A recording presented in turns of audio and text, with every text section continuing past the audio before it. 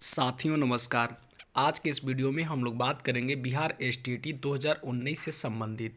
Friends, आप सभी लोग जान रहे हैं कि बिहार एसटीईटी 2019 का रिजल्ट आया और मेरिट और नॉट मेरिट को लेकर के इसे अटका दिया गया और इसे 7वां चरण का नाम दे करके, हवाला दे करके इसे बिल्कुल रूप से पूर्ण रूप से फंसा दिया गया।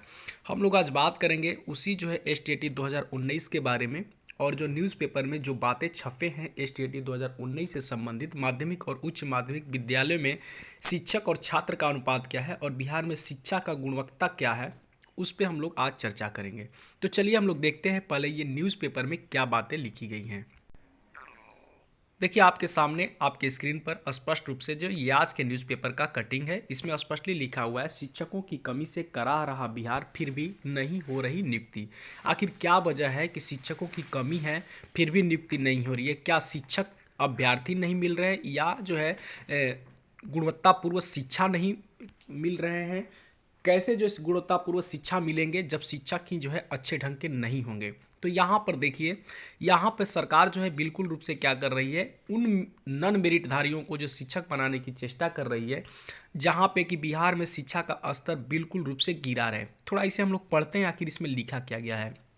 बिहार के सभी जिलों में 94,000 प्रारंभिक शिक्षकों के पद के विरुद्ध वर्षों से चल रही नियोजन प्रक्रिया में अब तक लगभग 38,000 पदों पर शिक्षक अभ्यर्थी चयनित हुए, लेकिन नियुक्ति पत्र नहीं मिला। अब यहाँ पे समझ लीजिए कि 38,000 चयनित हो चुके हैं लेकिन नियुक्ति पत्र नहीं मिला है। वही छठवें चरण में 32,714 रिक्तियों में 13,325 शिक्षक पदों पर माध्यमिक स्कूलों और 19,389 शिक्षक पदों पर उच्च माध्यमिक स्कूलों में शिक्षकों को नियोजित किया जाना है। यानी समझिए कि 9th और 10th में 13,325 और 11th और 12th में 19,389 शिक्षक की नियुक्ति करनी है।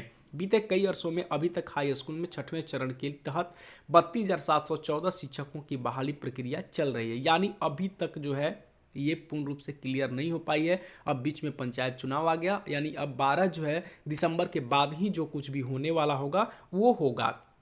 अब देखिए बात करते हैं एसटीईटी 2019 के बारे में। ऑनलाइन परीक्षा ली गई थी जिसका रिजल्ट 2021 में जारी किया गया। विज्ञापन अनुसार 80,402 अभ्यर्थी उत्तीर्ण हुए और उसी उत्तीर्ण से 30,675 अभ्यर्थी मेगा सूची में चयनित हुए। आप देख सकते हैं यहाँ पे 30,675 अभ्यर्थी मेगा सूची में चयनित हुए।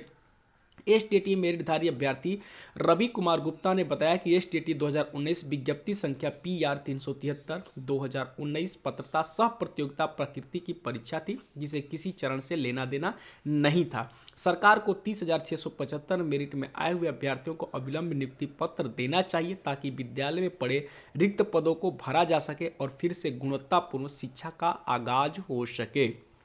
देखिए यहाँ पे कितनी बड़ी बात है, यानी जितने भी मीडिया बंधु हैं, यानी जितने भी पत्रकार बंधु हैं, इन्हें भी पता है कि एसटीईटी 2019 की प्रतियोगिता परीक्षा किस तरह की परीक्षा थी। एसटीईटी जो परीक्षा थी वो किस तरह की परीक्षा थी, प्रतियोगिता परीक्षा थी कि पात्रता परीक्षा थी। लेकिन हमारी सरकार को इस बातों से कोई लेना देना नहीं है। उन्हें उनके कान पे जू तक नहीं रेंगता है कि आखिर एसटीईटी 2019 परीक्षा कैसी थी। ये बार बार रट लगाए हुए हैं कि ये पात्रता परीक्षा थी। बिल्कुल पात्रता परीक्षा थी, लेकिन ये कंडीशनल पात्रता परीक्षा थी। इसमें कंडीशन था कि जो लोग सीट के अकॉर्डिंग मेरिट्स में आएंगे उन्हीं को सर्टिफिकेट वितरण किया जाएगा और नियोजन इकाई में वही जाएंगे। लेकिन ये सरकार, बाहरी सरकार को ये बातें समझ में नहीं आ रही है। ये केवल अपने वोट बैंकिंग के लिए और उन गधों को नियुक्त करना चाहती है जिससे शिक्षा का स्तर बिल्कुल रूप से गिरा रहे। आप जरा समझिए कि आखिर ये सरकार चाहती क्या है। और उन मेरिटधारी को जो मेरिट में हैं, जो लोग इतने कड़ी मेहनत करके मेरिट में आए हैं, उन्हें बिल्कुल रूप से ये नौकरी नहीं देनी चाहती। इसका मकसद क्या है आज तक किसी न अभ्यर्थी को समझ में आया है और ना ही किसी पत्रकार बंधुओं को समझ में आया है और ना ही किसी शिक्षक अभ्यर्थी को समझ में आया है।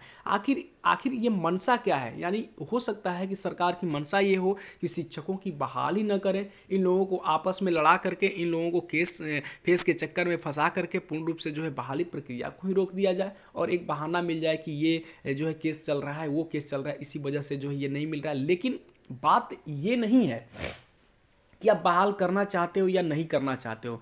बात ये है कि आखिर जो वो स्टूडेंट जो गरीब है पूर्ण रूप से, जिन्हें प्राइवेट स्कूल में पढ़ने के लिए जो सक्षम नहीं है, आखिर उनके बच्चे उनकी जो है उनकी भविष्य कहाँ जा रही है, बात ये है।